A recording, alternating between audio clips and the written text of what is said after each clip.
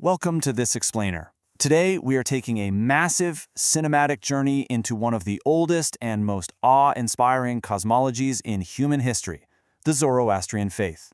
We're going to explore a visually stunning 3,000-year-old universe that is literally packed with towering divine guardians, highly complex earthly rituals, and a non-stop epic cosmic war between light and darkness. Okay, let's dive right in. Now, you look at the Avesta, and specifically the ancient liturgy known as the Yasna, and it might just look like a dense, maybe even intimidating collection of prayers at first glance, but it's actually way more than that. It functions as a meticulously detailed blueprint for the entire universe. It's almost like a cosmic control panel, where every single chant and physical action has a massive ripple effect across reality. Just listen to the sheer, raw power of this declaration from the text. I confess myself a worshiper of Mazda, a follower of Zarathustra, one who hates the Daivas and obeys the laws of Ohura. Wow, right? It just immediately drops us into the middle of this stark, ancient conflict. Because in this cosmology, there's basically zero gray area. You're either actively fighting for the laws of light or you're siding with the Daivas, the demons of darkness. No in between. Let's look at Section 1, the Supreme Creator and Order. To really grasp the unbelievable scale of this epic conflict, we have to start at the absolute top of the hierarchy. Sitting at the very pinnacle of this cosmos is Ahura Mazda. The source text describes him with just immense, breathtaking reverence. For the creator, Ahura Mazda, the radiant and glorious, the greatest and the best, the most beautiful, he's the supreme creator, and it's his joy-creating grace that literally fashions every single good thing in the universe. He is the ultimate unwavering anchor of light. Now, Ahura Mazda achieves his infallible goals through a fundamental concept called Asha. You can think of Asha as basically the physics of morality. It's the universal truth, the cosmic order, and the essential righteousness that keeps the entire cosmos from just unraveling into sheer chaos. So, whether it's a star turning in the night sky or a simple moral action down here on Earth, it's all governed by the strict laws of Asha. Moving on to Section 2, the sacred earthly rituals. So, we have this massive macrocosmic order of Asha, right? But how does it actually stay intact?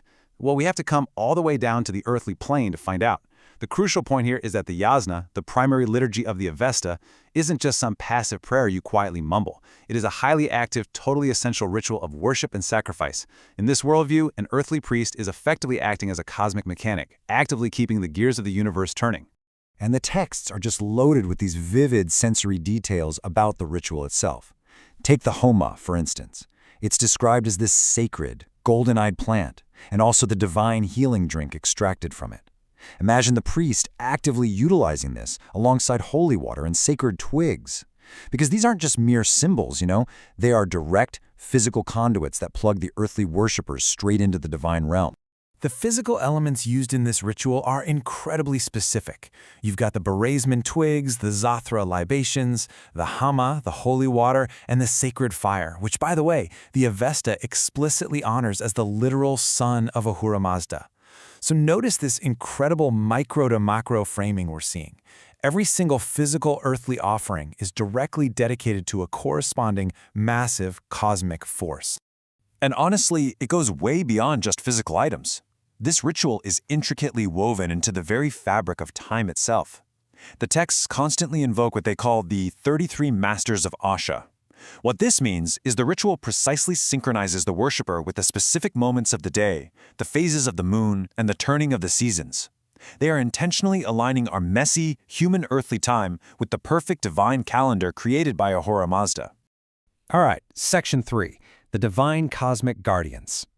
Now we're going to zoom way outward from those focused earthly rituals to introduce the towering pantheon of divine beings whose whole job is protecting this ordered world. First up, we meet Mithra, the Lord of Wide Pastures. He is this massive, sleepless force of nature. Think of him as the ultimate cosmic neighborhood watch. He's the governor of all provinces, the unwavering guardian of truth, and he's described as continuously driving forward at the right-hand side of the earth as an eternally awake sentinel. And the cinematic imagery the text uses to describe his omniscience is absolutely wild. It praises him, saying, "For Mithra, of wide pastures, of the 1,000 ears, and of the myriad eyes." I mean, absolutely nothing escapes this guy. His scale is just entirely beyond human comprehension. Then we meet Sreosha, the tall-formed, fiend-smiting embodiment of holy obedience.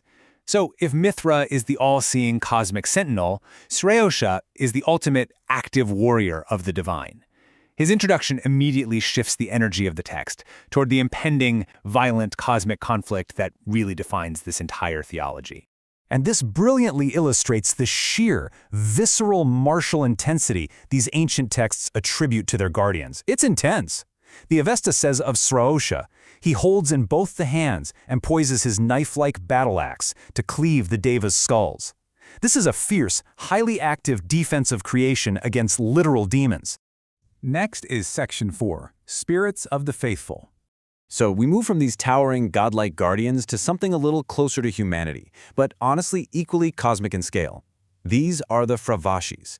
And let me tell you, they are not your typical passive ghosts hovering around. No way. They are overwhelming and redoubted spirits that pre-exist the physical world. The text actually claims they literally hold the heavens, the water, and the land in place. They fight in epic battles wearing garments of light, striking down thousands of Daivas. They are, for all intents and purposes, a cosmic militia of souls holding the very architecture of the universe intact. Just look at the massive timeline and scale of Zoroastrian time here.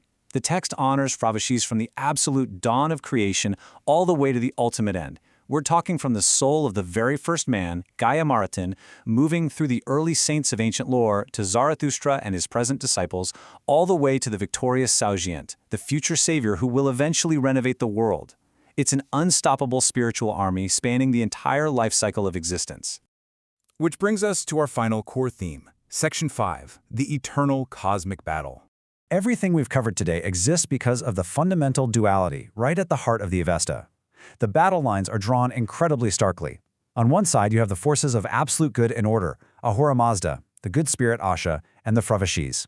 On the completely opposing side, locked in eternal warfare, are the forces of evil and chaos, Angramenu, the demon Ashma, the Deviyas, and all entities of deceit. Literally, the entire universe is their battlefield.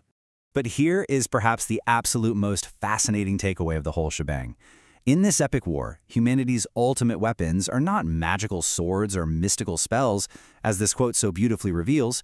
These good thoughts, good words, and good deeds, these all we offer. That's it. Every good thought, every truthful word, and every kind deed you do is considered a literal tactical strike against darkness. So as we wrap up this explainer, let's bridge this ancient theology directly to you. In the ongoing, eternal battle between order and chaos, a battle the Avesta suggests is happening right now, literally all around us, how will you wield your own good thoughts, good words, and good deeds? Really think about the cosmic weight of your daily actions. Thank you so much for joining me on this visually stunning summary, and I'll catch you in the next explainer.